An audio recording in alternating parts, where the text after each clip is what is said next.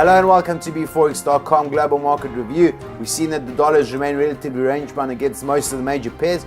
It lost a little bit of ground early on, however later on during the New York trading session and during the Asian trading session, the dollar managed to pull back some ground. Now we have passed the elections. It will be interesting to see if we get some clear dollar movement.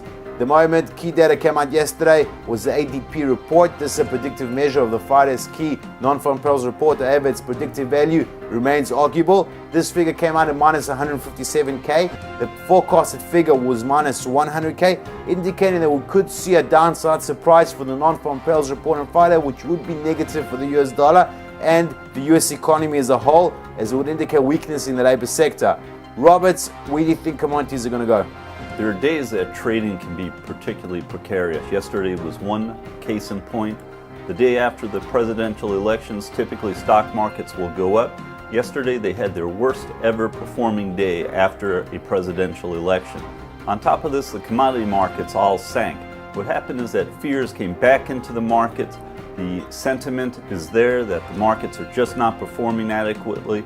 Supply is in question, but demand is an even greater question. What we're seeing is pressure on commodity prices because of questions and skepticism about demand from emerging markets and global recession fears. The oil and the gold markets both went down yesterday.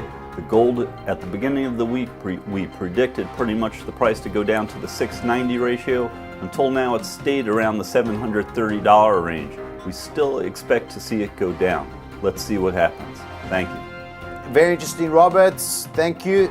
Looking ahead to today, important data we'll be looking out for is interest rate announcement, both from the Eurozone and the UK. We're expecting at least a 0.5% rate cut, meaning 50 basis points. If this does occur, it could create some positive movement for the dollar against these pairs.